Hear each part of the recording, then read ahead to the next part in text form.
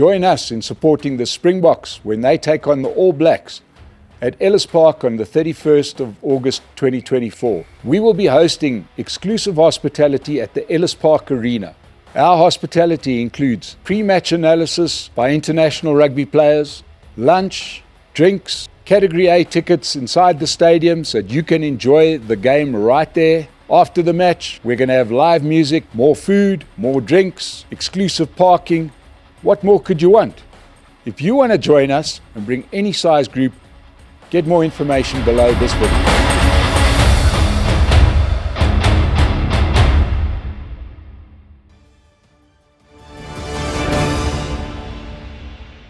It's now a country that's going to make rational decisions based on the will of the people and the aspirations of the people. So let's have a discussion. And what I'm going to do is I'm going to have a look at what happened, and then we're going to look at the government of national unity and look at some of the imperatives for the country, what we should be looking out for. And we'll discuss the cabinet positions as much as it's worth discussing. So here we are. For starters, I'm going to say, I told you so. I did sit here and I'd said that, I wasn't sitting, I was standing saying that I really thought that the most likely coalition, because I did state quite firmly that I thought that the ANC was going to fall below 50%, which it did. And boy, did they fall below 50%. From 57% in the 2019 elections to 40% in the last elections. It was an absolute snot clap, I think is the only way to put it, for the ANC to go all the way down there to these numbers, which I don't think they ever envisaged could happen. Certainly within the party, they had no idea it was coming. And the interesting thing was that I interviewed the Treasurer General, Gwen Ramokgopa, about a week before the elections. And they were still denying that they would even lose their majority. It was almost quite pathetically sad to sit there, and they had decided that they picked a number at random. The number was 55%.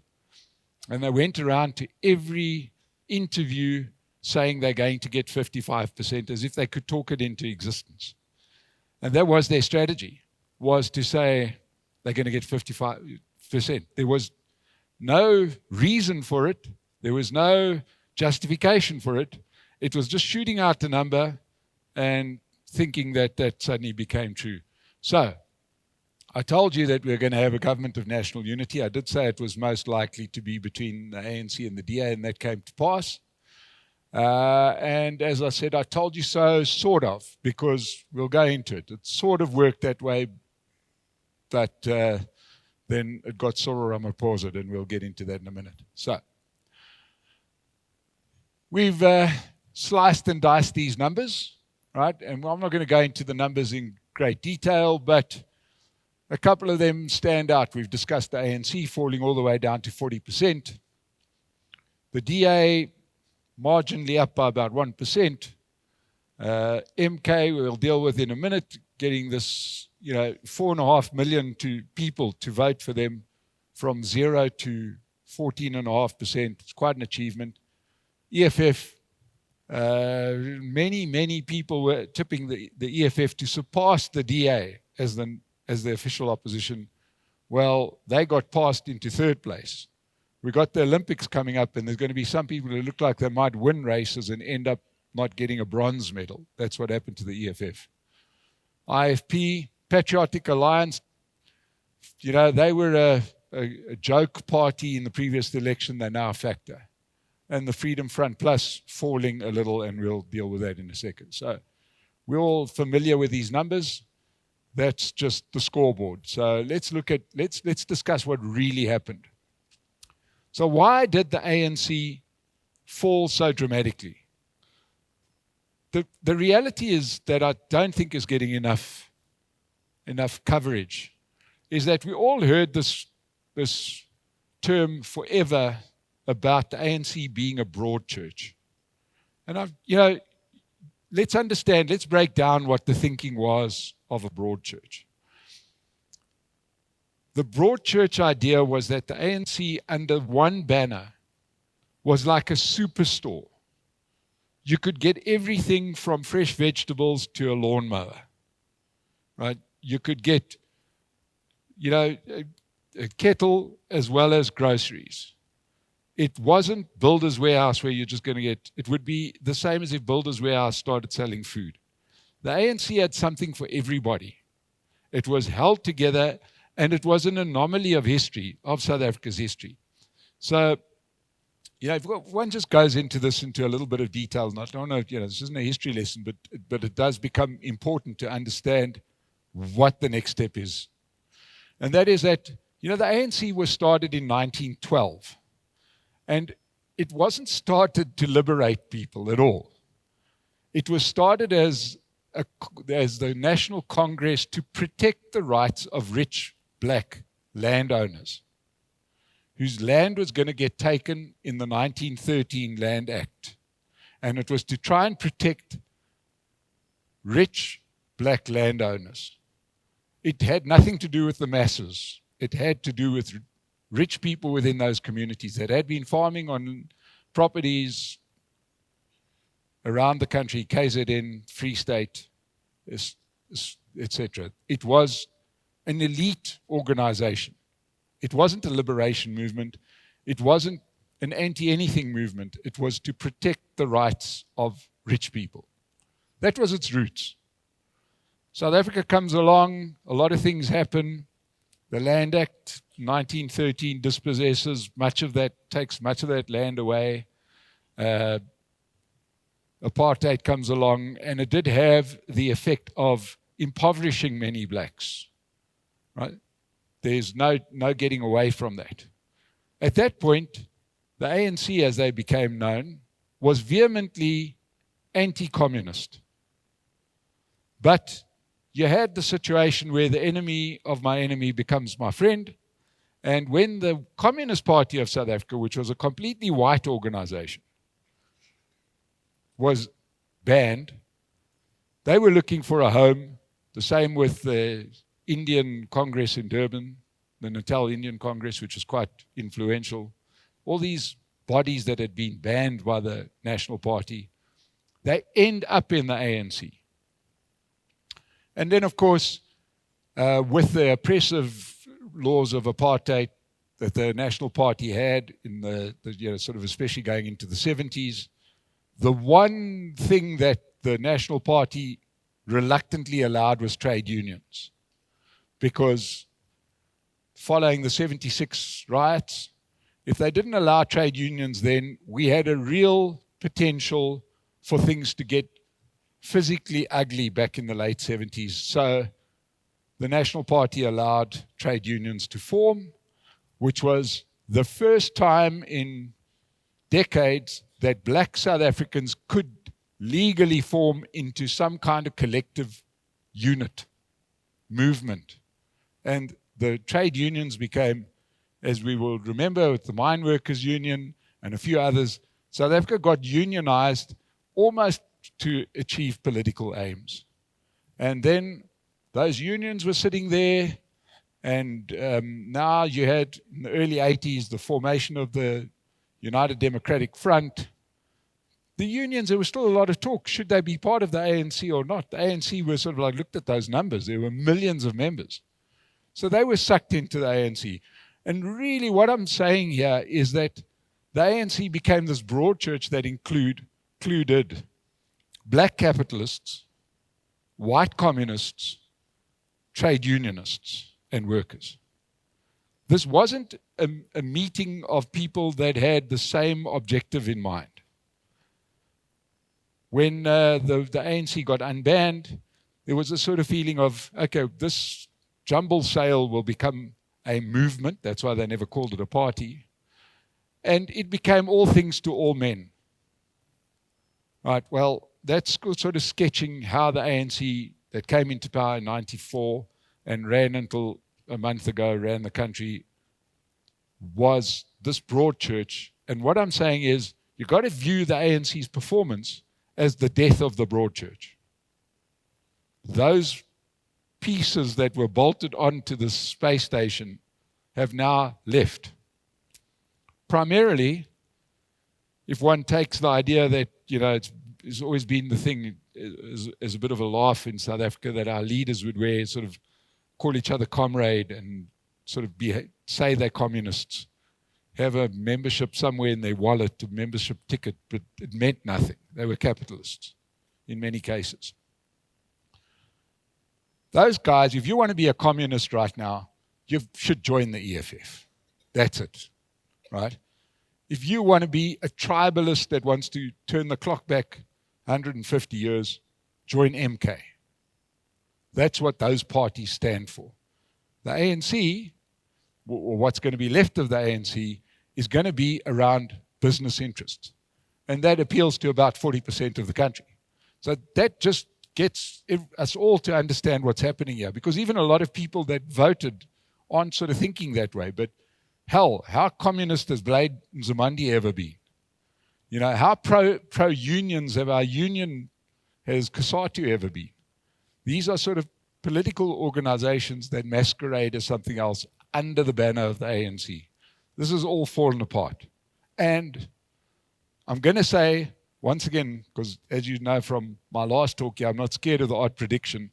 These things will never be put back together again, ever. Not in our lifetimes. Not going to happen. So, the ANC, this was the death of the broad church.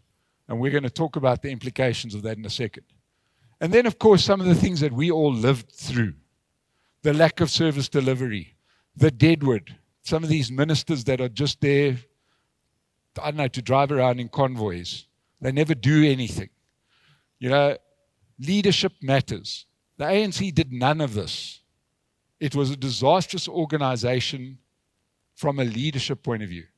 And as we said in our last presentation, if you have complaints about the potholes in your road, which you've got every right to do it because you pay your rates and taxes, there are people that don't have roads. But we know that there's budget for the potholes in our roads. There's budgets for those roads that aren't even built. So the ANC thought, well, you know what, we're the ANC. Who's going to punish us if we don't do what we say? 40%. So all of the things that parties should have been punished for in the past, any political party that doesn't deliver, has come to pass. So the big issue is the first one, the death of the broad church. The rest are just, they were just bad at their work, at their job. So that's really what happened with the ANC. The DA, what happened? Did they do well? I've had a problem with the DA, continue to have a problem with the DA. I don't think that, and actually to some of the people that subscribe to the channel, I had an interview with Helen Ziller last week. And, you know, the DA has decided on a tactic. What is their tactic? Well, they've gone back to the lager.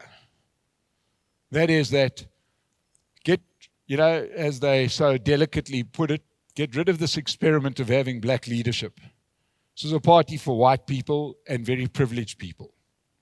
Right? That's it. What is their pool? Probably in the low 20%. Do they have aspirations for more? I was shocked the other day when Helen Ziller said to me, well, you know, in the future, this will become a very important component of coalition governments. And she's right. But no ambition to get 51%. Please, let's understand. So what happened in this election is that the DA, which in the 2019 election had lost votes to the Freedom Front Plus because the DA had Musi Maimane as a leader, they got rid of Musi Maimane, replaced him with John Steenhuisen, and got those 400,000 votes back. That's all that happened with the DA. They didn't do anything special. They just got the votes that they lost in 2019 back. They don't really appeal to black voters, and there's suspicion around their motives. They do nothing to dispel those suspicions. So, you know, they look back at the Western Cape and their job in the Western Cape, the work that they do, and they do a considerably better job than the other 8 provinces in running a province. Right? So they point to the Western Cape. They say, welcome into our lager. It's the lager, but the door is open. But once you're in here, you're in here. And I've put over there as another point, I understood that politics in South Africa, this was a thing that I must give them credit to. I've heard this from many people within the ANC to say, please understand that the country is fragmenting. It's not changing its mind, it's fragmenting. Little groups are going into little places. Like I said, the ANC splitting into interest groups. This is here to stay. This fragmentation, the DA has set their stall as being a bigger fragment, but a fragment nonetheless, not a broad church, not a party that appeals to a whole lot of people. Right, so that's what happened to the DA. So they did okay. They got their votes back. And they did very well if one compares, if one says that they were the number 2 party, number 1 got hammered and number 3 got hammered. So, you know, okay. So it's like you top scored, but you only scored 30 and your team was bowled out for 100. Did you do well? Well, you only scored 30, but your team got bowled out for 100. So it feels like you did well. So that's what happened with the DA. Where did Mkhonto weSizwe come from? Well, understand there's, you know, we've got our Zulus. They are fantastic. And they are probably the most identifiable tribe in this country, most united around their Zuluness. And shortly before the election, both King Goodwill Zwelithini dies, the leader of the Zulus, who leaves no anointed successor. There's a mess. This guy who's taken over looks like a joke. Goodwill Zwelithini, when he was the king of the Zulus, was quite good at being all things to all guys. He was Buthelezzi's guy, but then he was happy to deal with the ANC. Then he was he played his role quite well as king of the Zulus. Along comes his successor, and he can't do any of this. And there's even a question about his legitimacy, because there is just this isn't something that you're going to see in Hello magazine as to say who's next in line. This is a mess. And suddenly the Zulu tribe doesn't have a king. Well, they've got a king, but half of the Zulu nation doesn't recognize him as king. It's hard to work out what his political affiliations are. There's a void, is really what I'm saying. At the same time, Mangosuthu Buthelezi dies, and he was, you know, the great big Zulu prime minister. I love that. You know, you sort of decide your own role. But anyway, there's a lot of that going along. And it left a leadership void in the Zulu nation. So, you know, if we had to all do a pop quiz of South Africans saying, name me one Zulu, and I think that 99.5% are going to say Jacob Zuma. So understand that he stood in that place as almost king of the Zulus. He's a tribalist. He has no policies. Their manifesto is a joke. There's in fact a question whether it's a party at all. But it's an identifiable thing, identifiable by Jacob Zuma, the person. Zulus. That's it. Nobody even knows what they stand for. And if I can tell you, you'd be horrified. But anyway, the point is that they want to get rid of the constitution. Basically what they want to say is that the parliament, which is really going to be a group of our mates, are going to decide what the laws are. So in other words, if somebody murders somebody else in broad daylight on television and the parliament decides it didn't happen, then it didn't happen. That's really what they want to go back to, which is from a bygone era, the good old days of having a king who could decide anything. So they're really tribalist. They've got this, they've played this wonderful card, you know. You might have heard this from a certain Mr. Trump with his new earring. That they're trapped in this and work this victim mentality brilliantly. So why would the victim mentality work so well amongst Zulu-speaking South Africans? Quite simply, what had happened was that in the first 3 administrations of the ANC, the leadership was dominated by Xhosa-speaking leaders. Thabo Mbeki, Nelson Mandela, you know, quite an overload almost of Xhosa leadership. Obviously, the 2 administrations of Jacob Zuma turned the tide completely. And suddenly you had Zulu cabinet ministers coming out from everywhere. Obviously, at Zuma up top, but Zweli Mkhize, Nkosazana, there were so many Zulu leaders. Now, the ANC have got their top 6, which has become a top 7. And Cyril Ramaphosa was sort of sensitive to this. And in 2017, when he came to power, 2018 when he came to power, and in the NEC of the ANC, there were 3 Zulus in the NEC. 3 out of 6. Well, roll forward to 2022, they were up for election in 5 of the 7 positions and won none. Not one Zulu member of the ANC NEC was elected in 2022. Victim mentality on steroids. They hate us. They've got a problem with Zulus. That's why they are victimizing Jacob Zuma. That's why they're victimizing Zweli Mkhize. That's why everybody's horrible to Nkosazana, etc., etc. So it goes on. The victim mentality was baked in. The ANC handled it terribly.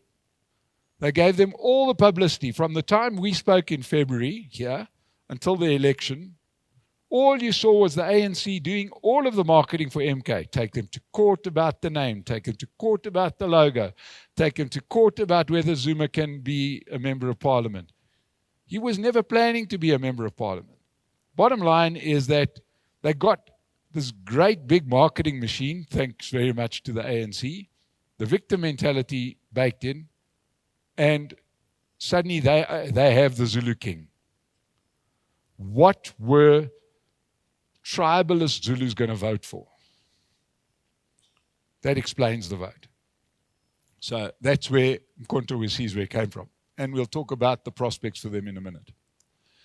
The EFF. Houston, we have a problem. This is a point that I make regularly, and boy, for anybody that ever watches the State of the Nation, and especially if you read the comments, I am the person that the EFF loves to hate the most. Me and AfriForum, and for different reasons. Mine is political. I do not think that the EFF message resonates amongst black South Africans. I do not see black South Africans as having a lack of ambition. I do not see them as having a lack of entrepreneurial flair. I do not see them as needing Fidel Castro to lead every factor of their lives, to tell them what to wear, to tell them what to call each other, that you must wear a beret, that you've got to do this, you've got to call him a commander-in-chief. This is a 1960s Cold War party. And we are so far past that Cold War that I did not see it resonating. Then, of course, there were the 2 major issues. The 2 major issues, I'm talking about their policy issues. One is this immigration issue is a real issue. Right? If you are unemployed and you see that there's a group of people coming over the border, taking the job that you don't have, you are living in misery, and the guy's prepared to work for half a decent wage, but he comes from Zimbabwe and he lives under a piece of cardboard. Like, this is just, it's very easy to understand the anger. And there is a lot of anger out there. So the EFF has been stridently pro lack of borders, uncontrolled immigration. That was always going to cost them, and it cost them. The other part is that if we say that we're going to expropriate land, go a little bit further, because I did. Their manifesto says that the government will own all the land, which means even your house. The government will own it, right?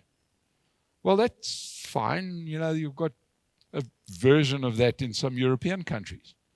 But that's after hundreds of years of them proving that they can govern. And you've got lease systems, you've got this, you've got that. But hey, let's talk about aspirations for a minute.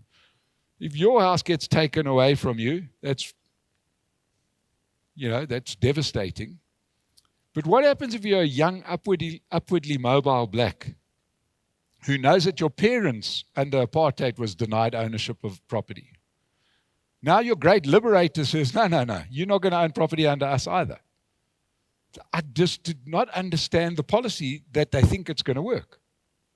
Right? This is the modern age with people that have aspirations. They want to build wealth. They want to build generational wealth.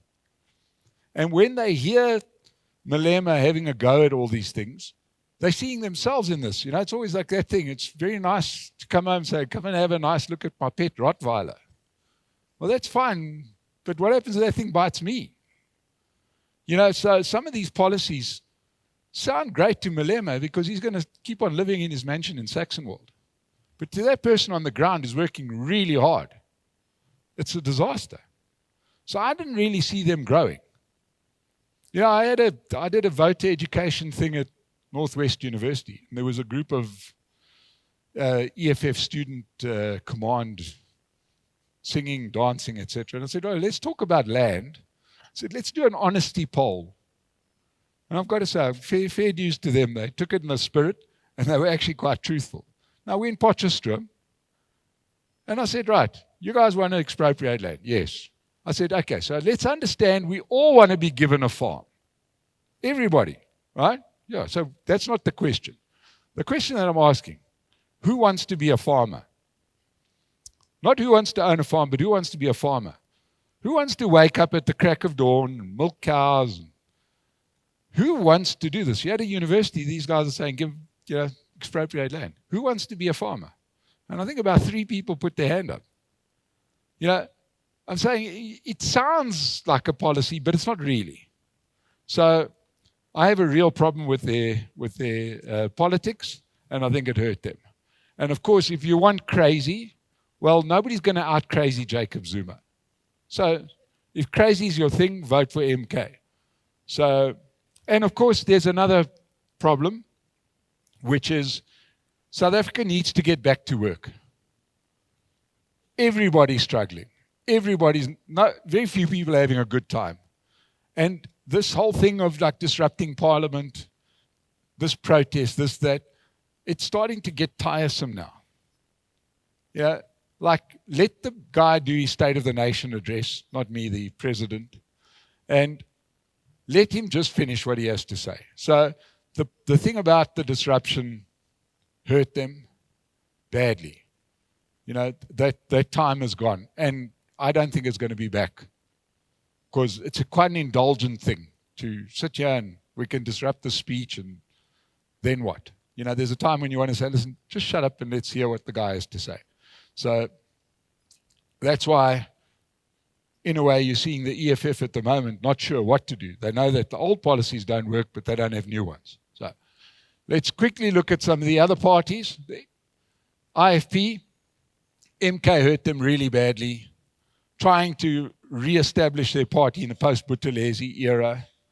In actual fact, their prospects are quite good, but they were always going to have a difficult election, and they didn't do as well as they would have had MK not been around. I think they would have got twice as much of the vote. But anyway, we'll come back to the future. So, Patriotic Alliance, possibly one of the stories of the election. They grabbed an untapped market, the unserved, poor-colored market. And I say specifically poor-coloreds because there are many coloreds in South Africa that do quite well. They all vote for the DA. The DA had all the colored market, if one goes up to 2019, rich, poor, but they're not really a party for poor people. So the poor coloreds, those guys that work on the farms in the Western Cape, needed somebody that they could relate to.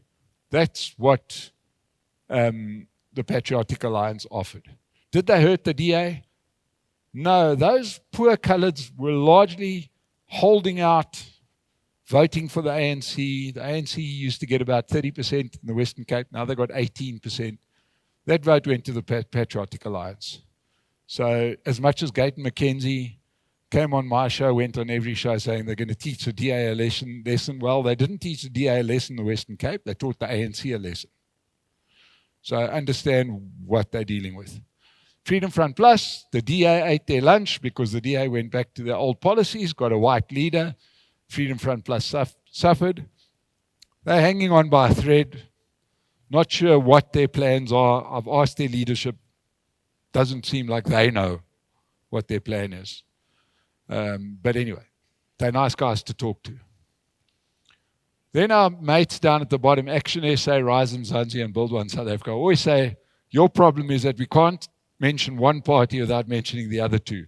They're indistinguishable from one another, and all three of them can't shut up about their anti-DA problem because they recognize that they should be in the DA, but they want to take over the position of the DA, and they want to do it largely because they got black leaders. And that's not really a strategy. I don't want to know what you hate. I want to know what you're going to do. So the jury's out as to where they go to from here. But yeah, I don't know if any of you can finish a sentence about one without mentioning all three. So that's where they are. But I think that before the next election, there'll be a bit of movement in that space. But if they keep it the way they've got it, they're not going to grow. So, what we're going to have right now is we're going to have a post-election period. It's going to last about 18 months, where we try and make sense of the election. The first step is the Government of National Unity. After 18 months, it becomes clear that this arrangement, whatever that arrangement is, however it settles in, suits some people and doesn't suit other people. So on a small scale, there was a one-seat party that pulled out of the Government of National Unity because they didn't get a minister position or deputy minister position. So that sort of thing is going to start happening. And this thing will become a little bit clearer as it beds down. But the next 18 months will tell whether there's a future for Rise Mzansi, Build One South Africa, and Action SA. And of course, the one thing that people don't understand is that there's quite a bit of an ideological difference. The one thing that they have in common is black leaders who can speak quite well, sort of understand how the world works. But I can tell you that Rise Mzansi is just a clone of the ANC. All of their policies are ANC policies. If anybody here thought Rise Mzansi is kind of like a DA with authentic black leaders, no. It's the ANC with better media presence. They really are not in any way a center-right party. They're a center-left socialist party with good marketing, right? And the kiss of death, because Peter Bruce said you must vote for them. Whenever Peter Bruce says vote for somebody, that's the kiss of death, right? Build One South Africa, Musi Maimane, their policy is, man, I'm a nice guy. Can't we all just get along? That's his shtick. There's no real policies there, but let's just be nice to one another. Be wonderful, and if he'd be the best Prime Minister of Sweden ever. Right? Action SA, not sure. Not sure. Probably the party I spoke to the most. I know Herman Mashaba well. Feisty guy. He understands what it takes to make an economy. He's got a vision, but that party is absolutely racked by hatred of the DA because they all come out of the DA. So they need to start looking like a party, not like an anti-DA movement for them to develop. Right. There we get our little rainbow GNU. What now? Well, who won, who lost? Let's understand, we stood here and I gave you scenarios and potential partnerships in the previous election, or in the previous talk. And there was definitely a case to be made for the ANC going, like I say, to put the band back together. There's a lot of that expectation. You go back, you say ANC, MK, EFF, everybody's back together again. Suddenly it's 2007 all over again. We're all happy. Everyone's together. We got about 63, 64% of the vote. It's great. Why didn't it happen?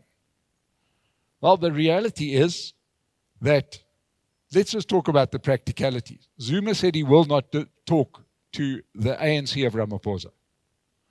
Well, it's one thing to not like a woman's husband, but it's another thing to take out a billboard to say, I won't go and see them unless she divorces Bill. That's a big step. So by making that call, and of course then Malema trying to catch up said the same thing. So in both cases, you got parties that are run by very volatile, very unpredictable leaders that are in it for themselves, telling you to get rid of your leader. It was never going to happen. Right? So that was that. The other part of this is that the ANC's biggest achievement, as they trot out, is the Constitution. Now you've got to different degrees. Zuma saying we want to scrap the Constitution altogether. Malema wanting to adjust the property, adjust this, adjust that. It's kind of like also having a problem with your book, holy book that you've written. So that's why that other thing wasn't going to work out. And then, of course, remember the EFF. And the numbers kind of worked out perfectly, because if the ANC were to do a deal with just the EFF, they would have been just below 50%. Yeah, they could have got the Patriotic Alliance aboard. They could have got one or two other parties and get just above 51%. But that makes life very, very, very tenuous. It's really difficult. Remember, you're going to go into Parliament and you need 201 votes. Now you've got 203 people in your coalition. Well, 3 of them are going to be ill or overseas or on holiday or something. Now you don't have a majority. You get gridlock. And you're very, very vulnerable, because all you've got to do, as what happened in Johannesburg, is bribe one person to switch sides. That's what happened in Johannesburg. They bribed that woman from Cope, that Colleen Makabela, to switch sides. And then Joburg went from the DA Action SA coalition to the ANC EFF coalition. So it was very vulnerable. They couldn't do it. They could only do it if it was all 3 of those parties. And I don't think there's a big appetite in the rump of the ANC for that. And of course, there's a little other issue here, and that is that the ANC can see the vultures circling. It's a little bit like when you go to the Kruger Park and you can see a wounded animal. People quickly pick it up, or the old lion, that's being kicked out of the pride. Very, very vulnerable. And the ANC is very vulnerable. And everybody wants to step into their shoes. Now, the survival instinct is manifest. Everybody, all of us, we want to survive. And if the ANC did that coalition, well, Malema would be calling the shots in no time. And he'd be betraying them left, right, and center. Nobody would have had any peace. So that's why that coalition was never going to work. So here we are. This government of national unity is existential. Its success is existential for the ANC. If it doesn't work, that's the end of the ANC. If it doesn't work, the DA goes back, says these guys were really bad, but we were great. And they'll carry on as before. And so will the other minor players. But if this doesn't work, the ANC is gone. So understand that it feels at the moment like they won because they managed to pull a few tricks and get a cabinet and hold on to positions, etc., etc. That's also a hell of a burden, and we'll get into that in a second, right? I do firmly believe this represents South Africa's best opportunity. But we better hurry. We better hurry on this, right?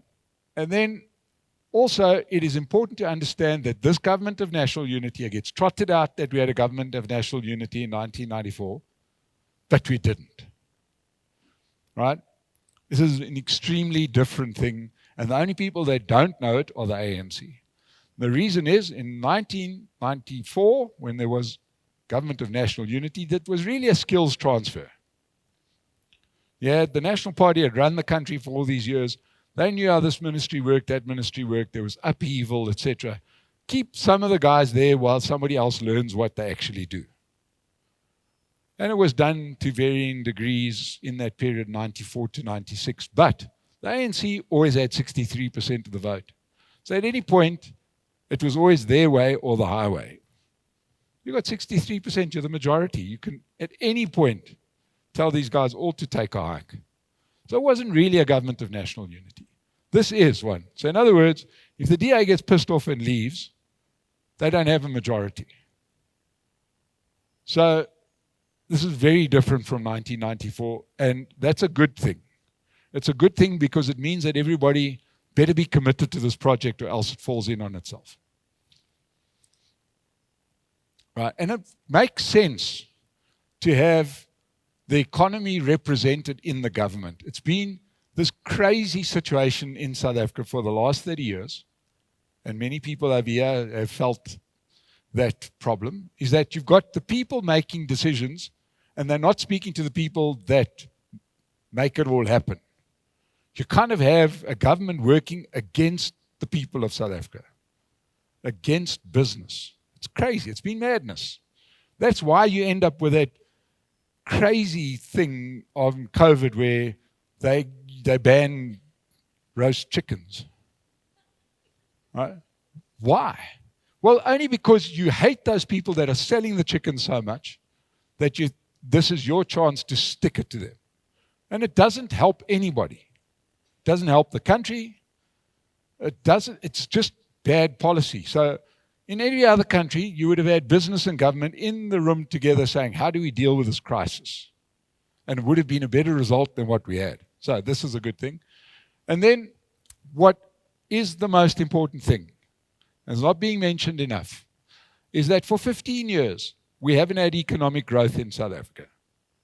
15 years. So just think about it. If you went and studied, finished school at 18, you went and did a 4-year degree, 22, you then got into the job market, let's say you did get a job, right? You're now approaching 40, you've never seen economic growth in your life. You don't know what it means.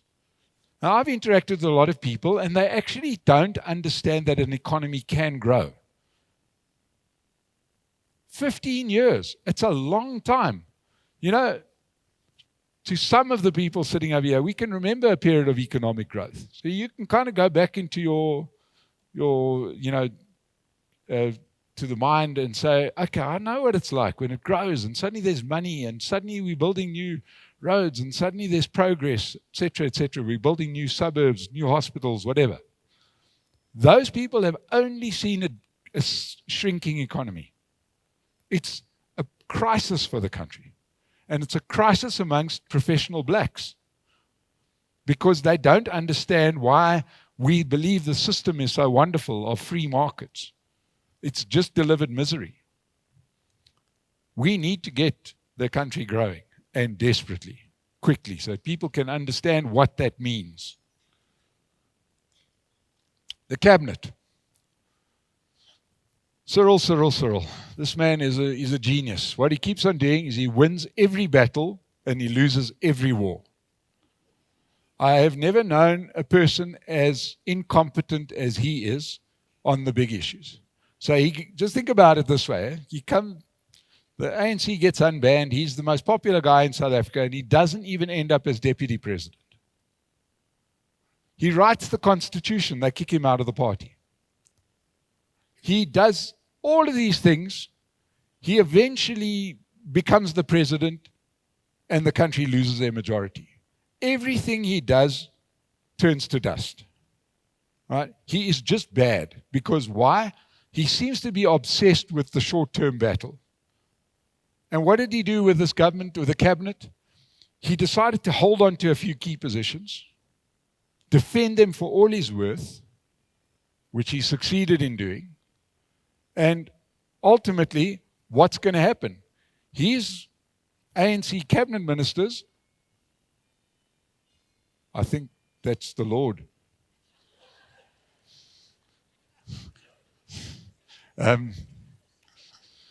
So what he does is he's got ANC cabinet ministers in key posts, and he's got the other parties in some good posts. Let's not be mistaken here.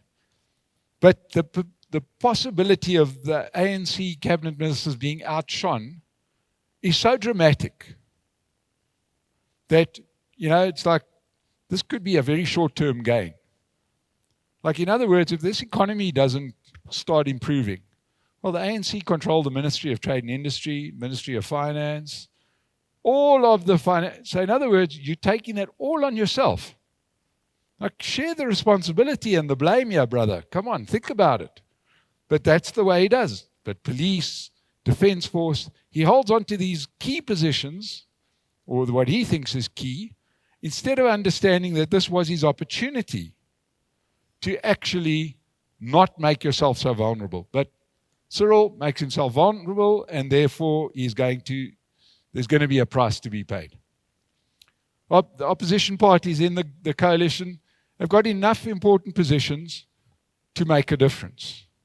And it's interesting because possibly the first best mover has been Gayton McKenzie, Minister of Sport, Arts and Culture. Now, you would have thought, and I would have thought, that's like the worst ministry to get. Like, what can you do? You go and attend a rugby match. Really. Instead, he's turned sports, art, and culture into a conversation piece because he's doing his job. This latest scandal or thing, basically the government has, for years, have been paying top celebrities off the balance sheet. You just plop money into their account. And those influencers, as we would call them today, I suppose, are going to sing for their supper. And they have done it very, very well. And it's all done through the Sports, Art and Culture Department. And nobody's really known about it. I've known about it because I've organized events. Right? And you get to hear that there's some singer who's, the mechanism they use, you'll love this, is that they'll pre-book Mike Sham as your speaker, and they'll 10 speeches at R1 million each. Here's your 10 million rand, thank you.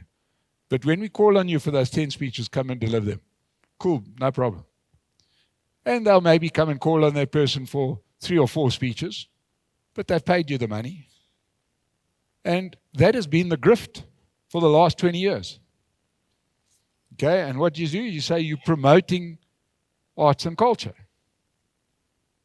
So suddenly, even a bad cabinet post like that we perceive as bad has been a win for those opposition parties. Because you can go out there and you can quickly say, look at this list, look who they're paying. And let everybody else sort out the mess. Let the piranhas go after them. Right? But it's making the ANC look like a bad organization, which they were. So opposition parties have got enough important positions to make a difference. The DA got Home Affairs and Basic Education, and those are very, very, very emotional positions.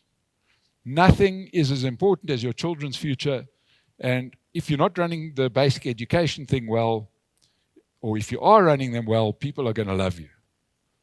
Right?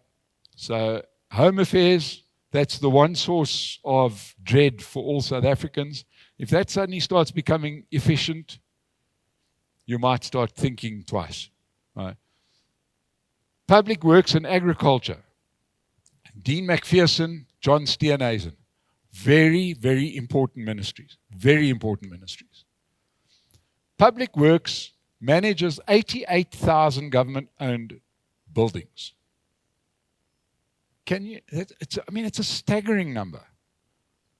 And it's a pit. It's a disaster. But he can go in there and make a difference almost immediately. Agriculture is now South Africa's biggest export. It's the biggest contributor, biggest foreign exchange reserves earner. And you got John Steenhuisen in there. I don't know. Obviously, the only question is whether he knows more about agriculture than I do. And I know very little, but he's got the position, and it's a very important position. So there's enough going on over there. I've got to tell you an interesting one. Have you thought about why Peter Groenewald got correctional services? I can tell you why. There's been this ongoing thing, it got started way back in the in the Tony Yangeni days when he stole money from the arms deal. What you do is you get the guy released by the Minister of Correctional Services, and we all know about Shabir Sheikh. He's sick, and Jacob Zuma is sick, but these guys have got great powers of recovery. But anyway, they're sick, and you get them out. Well, now what can happen is that when the comrades go to jail, you could say, look, I'd really like to release you, but this Afrikaner over here, he's the problem. So it's a very important thing that they got. And the IFP got COGTA, Traditional Affairs, Corporate Governance, Cooperative Governance. That is a bit of a message to MK Party to say, let's help the IFP look like the custodians of tribalism. So these things are important. And then I'll add my favorite of all the cabinet posts is Angie Motshekga in charge of defense. No, guys, you're looking at this all wrong. It's a fantastic appointment because the last thing this country needs is a well-organized, well-resourced, well-managed Ministry of Defense. It's the last thing we need. Nobody's about to attack us, and the only thing that could come out of a very good defense force is the potential for a military coup. While they don't have petrol for their planes, while the submarines are used as big batteries, let them play on. As long as we don't have that, just look to the north of us. There's one thing that Mugabe did was he kept that defense force running really well. And he rolled them out whenever he needed them. So I'm pretty excited about Angie. I hope she makes the pass rate at the defense force 28%. Very excited. Right. So I want to just close off on the Gauteng debacle because this is my big issue here. The ANC has a Gauteng problem. Now, we live in the poor, formerly financial capital of Africa. It's a disgusting disgrace. But it's the last fight for the soul of the ANC. Because we all recall a couple of years ago, it was given the name the Alex Mafia, still very much alive and well. And the Alex Mafia is largely Paul Mashatile, David Makura, and Panyaza Lesufi. These guys are very, very closely aligned with the EFF, and this is a battle for the soul of the ANC. Either the ANC, the plan, which I think I may have mentioned the previous thing, was that there was a lot of noise being made about the potential plan of forcing the ANC into a coalition with the EFF, kicking out Cyril, Mashatile becomes the president, Julius is the deputy, EFF and the ANC merge, which is basically a reverse takeover. Now those people have been jilted at the altar. And all they have left is Gauteng. And what they did was they absolutely deceived. I've seen the agreements. They've deceived. They just broke the agreements that they had with the other parties. They gave three little parties, Patriotic Alliance, Rise Mzansi, and the IFP, oddly enough. The only term for it is bullshit cabinet posts. Minister of Agriculture in Gauteng, really? Minister of E-Governance, a Minister of the Environment in Gauteng, right? 97% of the budget is managed by ANC people. We have a Gauteng problem. This is going to be the last big battlefront for the ANC, and it could implode the government of national unity if things get uglier. I get the impression that somebody is giving them enough rope to hang themselves. I'm hoping, looks like it to me, that the only way that you can deal with a guy is to let him go till the residents kick him out, till he's kicked out from within. But keep watching the State of the Nation. I'm not letting that one go. I do not have a doubt in my mind that what the last thing they need right now is for somebody looking through the books. When you have the Tembisa hospital where they even had to shoot the woman to keep her quiet. Right? They did. Sad, it's true. They spent nearly R500 million fogging classrooms when nobody could go to school. Now, believe me, if somebody phoned me and they said, fog all the classrooms in Gauteng, give me your most ridiculous quote, I think I would have come out with, I don't know, 10 million rand, 20 million rand, not 430 million rand. But the stuff costs almost nothing. So there is scandal upon scandal here, and they're trying to keep it buried, and I think that's their worst mistake. So just stay tuned to the Gauteng debacle. And there we go. Right. So I thought let's ask a few questions. Let's see where we go to from here. And we've got a question. Do we have microphones? Yeah. Yes. Do we have somebody with the microphones? Is he fast? If somebody comes up here with microphones and a walker, there's going to be problems. Right in front here. What's happened with the Zondo Commission on Joburg? Well, they were part of the system. Ish. I mean, the Zondo Commission was really looking at a specific era and specific things that had to do with the capture of national governance. Right? It's not going to go away, and it's kind of kept there to be used when, drip feed it out. There is a bit of a move in the National Prosecuting Authority, and the investigative unit has seemed to have got, and I've got a feeling that sort of ties up with the Groenewald appointment at Correctional Services. So there will be a few people that will go to jail, but the Joburg thing is a whole separate issue. That's going to be a scandal all of its own. It wasn't in the Zondo Commission, and they keep on trying to bury the investigation into the school fogging, Tembisa Hospital. They keep on trying to stall it and stop it, but I don't think they're going to succeed. Not in this climate. I think people are anxious to get this stuff sorted out. And I'm talking about the majority of South Africans, right? And certainly the majority in Parliament. Now, understand on this case now is that if you have to go to Parliament and vote on should we have the investigation into XYZ corruption, even MK, who is corrupt as all hell, or EFF, are going to vote in favor of it because it's going to make the ANC look bad. So I can't see where their protection comes from. So what Gauteng are trying to do is to keep their protection local, but I can't see how that can go for long. This is just a scandal. It's a scandal that it's just a matter of when, if you ask me. Yes. Yo. Yes. What implications will come out of the Matodzi conviction and the VBS report for the EFF? I think their biggest, this sort of confirms the damage. I think that there will be something. There'll probably be a fine rather than people going to jail. But I think it's confirming what a lot of people have suspected for a long time, that they were just doing corruption like the ANC was doing corruption.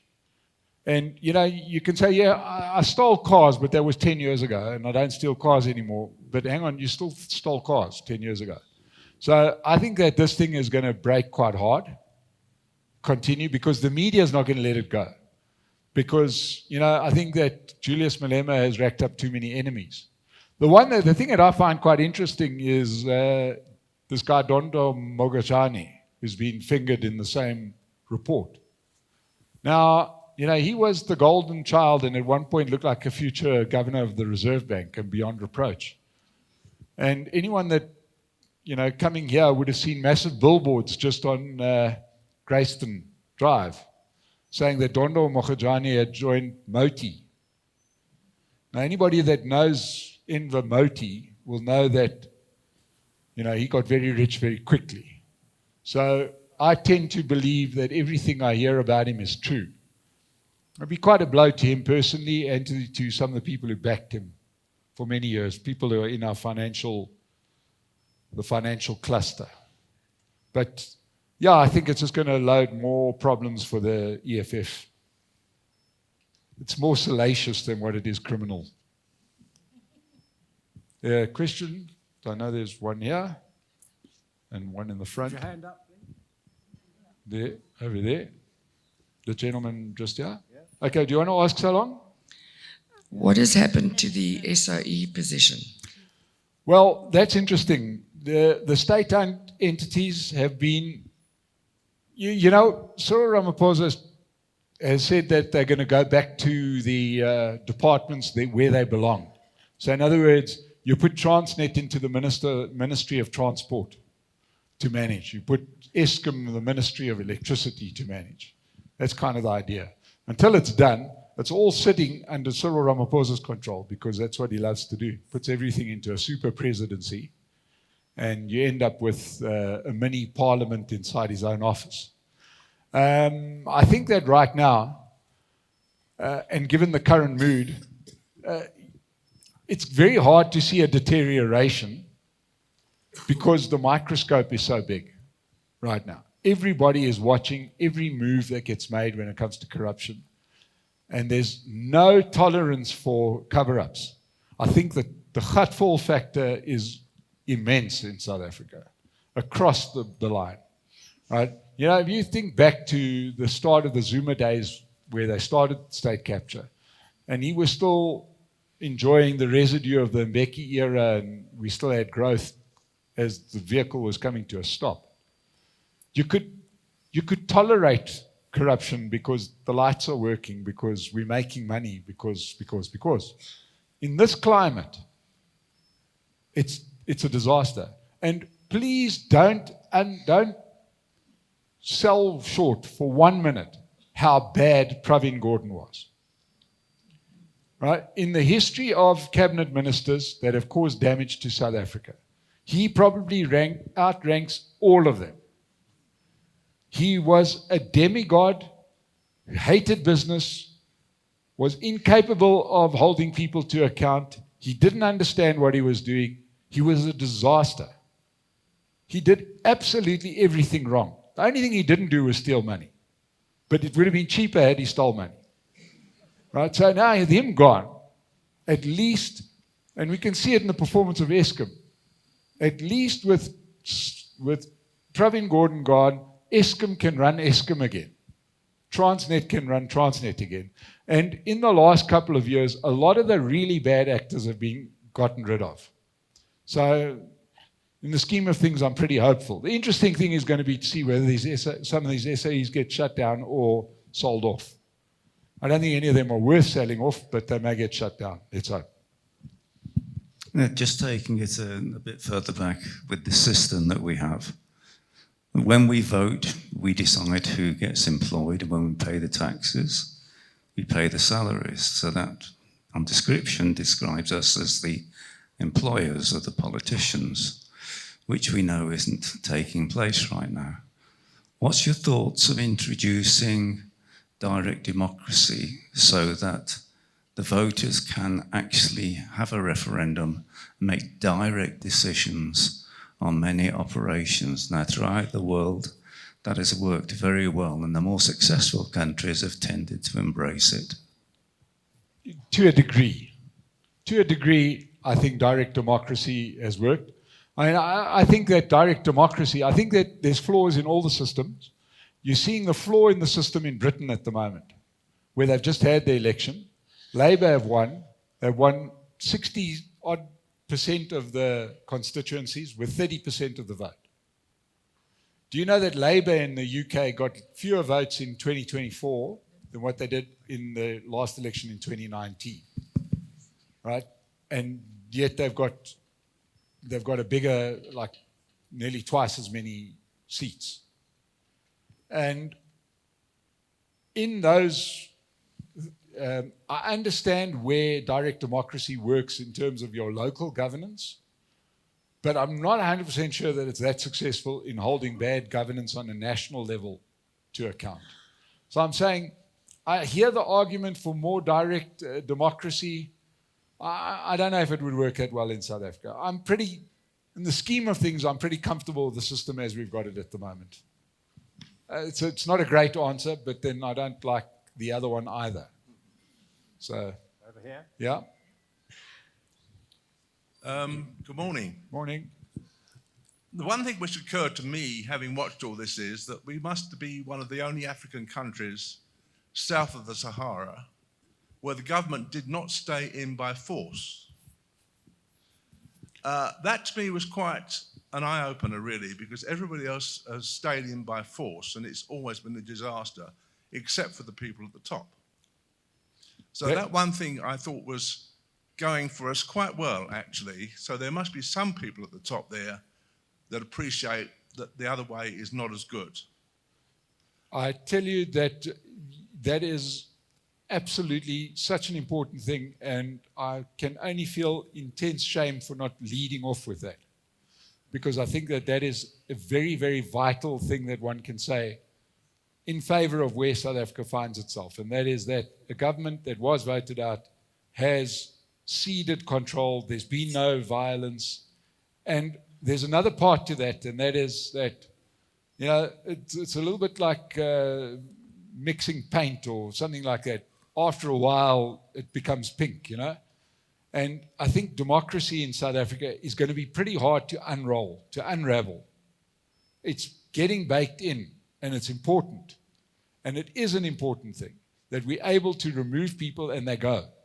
And there's no threat of violence and things like that. In a world which is becoming, where that's becoming a little bit more precarious, but it's a very vital point. And I just want to say on that point, this is not the time for triumphalism. Really.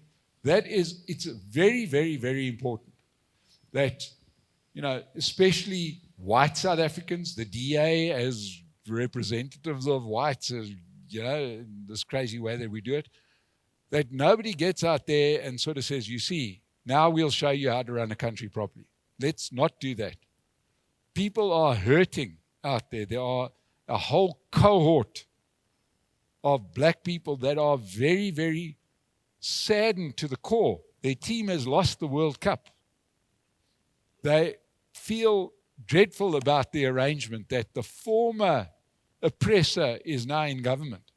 It's not the time for, we can make many mistakes, but one mistake we cannot afford to make is triumphalism. And that is largely why the DA kind of accepted the Gauteng situation, even though these guys had been deceitful. Because they could have said, well, we got 28% and you got 34%, and we've done this great deal of national unity, so therefore we demand. It would have been a disaster. Same goes at national level. So the two issues are very, very important, but they joined. The other thing I was going to say was, the other thing which occurs to me is that we seem to have lost control of our way of disciplining people via the courts. It seems to me that one area, as you mentioned earlier, where the ANC did not take advantage of learning from the people who ran the courts to run the courts properly, in other words, to get them effectively to do an apprenticeship. We now have a situation where the courts are very rarely used. You don't see the police issue any fines. You don't see people paying any fines. You don't see, in fact, very few of us see anything where people actually get to court to actually pay for their discrepancies, whether it's a speeding fine or whatever. Yeah. There's actually, and this is where the question around the Zondo Commission comes in. There's been, you know, if you come through to my office, I must have about a dozen books about the hollowing out of state institutions under Zuma, primarily, but with the complicity of the whole ANC as it was. Right? They hollowed out certain institutions, and for good reason. Their good reason, not our good reason. The good reason to hollow out the justice system was that they couldn't put their comrades in jail. Right? The laws are fine. The systems can be improved upon, but let's just say the systems are systems. But what they did was they literally made sure that the courts couldn't function, much like big parts of the police can't function. Much like, you know, all of those oversight things wouldn't function. And I agree with you. These things are in a terrible state. But relatively easy to fix. Relatively easy to fix, much like Home Affairs. I think if you took this group of people with the knowledge that sits here, and we had one project but to fix Home Affairs, we would do it within 6 months. Not that difficult, right? You know what I mean? And to be fair to the workers that are working at Home Affairs, they're just taking their direction from above, as any employee does, right? Then you can imagine if you were to run a Woolworths or a Nando's or whatever, you've got to maintain standards amongst your staff. You've got to make sure that your systems work, and you've got to make sure that it's being implemented all the way through. Courts are no different, right? But it suited everybody to have your dockets in disarray, to not have things digitized, to not have this, to not have quick turnarounds. You know, this constant meddling with the whole legal system, judicial system, was done on purpose. It was the first thing that was done. It was the first thing Zuma did, was shut down the Scorpions. Right? So please, we've got to understand that it's a rebuilding, and it doesn't have to take forever. But what you say is 100% true, but I've got a feeling, and this is where I'll get a little bit rose-tinted glasses for a moment, and that is that if you suddenly have improvements in some of these other departments, like let's just say Leon Schreiber starts doing good work at Home Affairs, it's going to make the Justice Minister look quite bad because you can't get courts to work. And that pressure is going to be immense. So let's hope. Yep. Thank you for enlightening me on the Gauteng situation. I see it through different eyes now. The one thing I'd like is your opinion on the future of Natal KZN rolling out in the future with the IFP and MK. Okay, that to me is a very simple question of whether Mkhonto Wesizwe is a political party or not, right?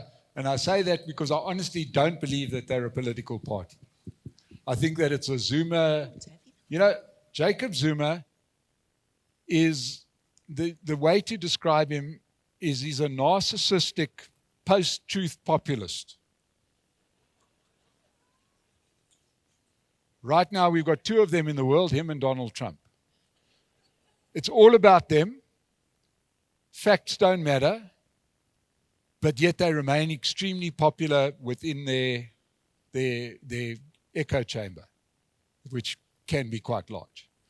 And I don't think that Zuma and MK have any ambition to be a political party, and you could see it. You can see it on a daily basis, that apparently there is just no decision making. It's him. He makes a decision, and then he changes the decision. I mean, he did this last week, where he fired the Secretary General, or the guy says he's resigned. Then he said, no, you're fired. You didn't resign, you're fired. So the guy says, okay, well, I'm leaving anyway. And then 3 days later, he says, no, well, we're actually firing that guy. You're back in. That happened. I'm not making that up, right? So it's a family project. That's why he's got his daughter there. And understand one thing that I think is an absolute, you can't fool the South African public too much. South African public is not as stupid as what some people sometimes treat them. And we saw it in by-elections that happened quite soon after the elections in KZN. And I interviewed Wayne Sussman, and we discussed this, and it was quite crazy. Areas where MK got a majority in the election 2 weeks before, they got 1 out of 6 wards. They won 1 out of 6 wards. In the election, they dominated. 2 weeks later, they couldn't win a by-election, or they could win 1 out of 6. So I am predicting that they will implode faster than cope.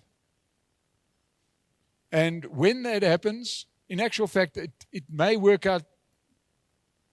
Let's hope I'm right. But for KZN, everybody seems to be okay with the arrangement as is, where the IFP, where there's this whole coalition that hangs on by a thread, purely because I don't think the MK are serious about running anything. They weren't serious about going to Parliament. And watch the space. The first time one of those EFF MPs, and it might be John Slaughter himself, starts acting like a politician. And understand, he's a flawed human being, but he's not an idiot. And he might take to this, and he might become quite good, let's just say. Just bear with us for a second. And he starts becoming a decent parliamentarian. He'll get fired by Zuma. Right? Because his job is not to win an election, it's to keep him out of jail and to provide a vehicle for his children. So, KZN, I think this quietens it down, if anything. Yo. Just before the election, we had Cyril waving that piece of white paper to say that the bill had been passed for the national health. And then I see nothing's been spoken about it since. Is this going to happen? A version of it is going to happen. And it should happen. You know, this was to me, showed the depths that we had kind of got to in South Africa, where if you take the question of health, we all want access to healthcare. Who doesn't? Right? I mean, it's terrible to live in an environment where you don't know what you would do if you broke your leg tomorrow. It's terrible. So if you're able to pay for a medical aid, to go to Netcare, etc., you want to protect that for all you're worth. It doesn't necessarily follow that it means that what you're saying is that I don't want people that don't have that medical care to not have medical care. I'm saying the two should coexist as it is. I don't think national health as it's been envisaged is the right vehicle, because I think that the right vehicle is a public health system. In other words, make the Joburg Gen work. Build another 10 hospitals, right? That's really the solution.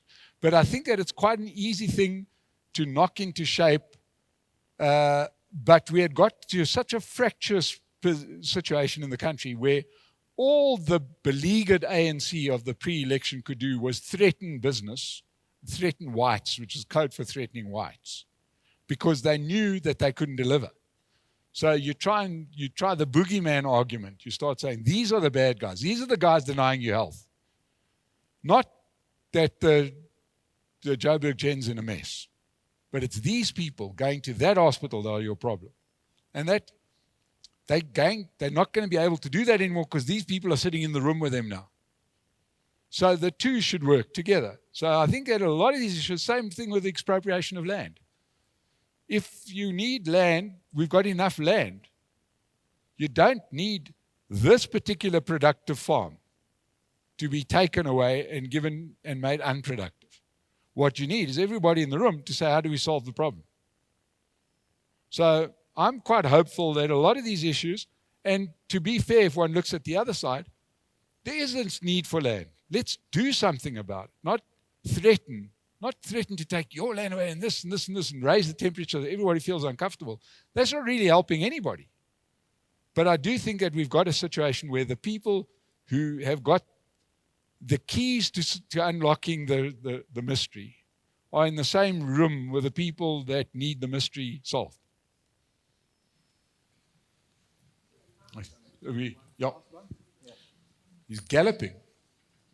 Slowly, man. Thanks.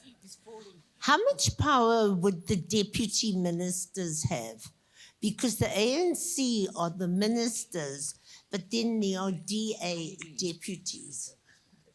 Look, let's go back to the example that I gave you with sport, art, and culture, right? If I have to put the list of previous ministers of sport, art, and culture, you wouldn't know most of them. The same goes with the deputy minister. So it's a question of whether the guy wants to do his job or not. So I'm not a fan of deputy ministers, and they're kind of unnecessary, or they have been historically. But now they could become important, because I think legitimately the other parties in the government of national unity, then now you're the deputy minister. You can walk into the minister's office and say, let's talk about the current issue. And if that minister then says, no, it's got nothing to do with you, deputy minister, just go to a news, just come to the State of the Nation, we'll put you on. And that news will get out, and the next thing is a big scandal. So I'm saying that in and of itself, those deputy ministers may not seem very important, but I think they are important, because I think they can be important if they are choose to be. And of course, the opposition are going to choose to be important. And it's very easy to say, I'm the Deputy Minister of Trade and Industry, and the Minister has never spoken to me. How's that going to look in the media? You know? So to that extent, I think it's good. Marlene, thank you all. We'll see you again. Thank you. Thank you. Thank you so much. Thank you very much for your work.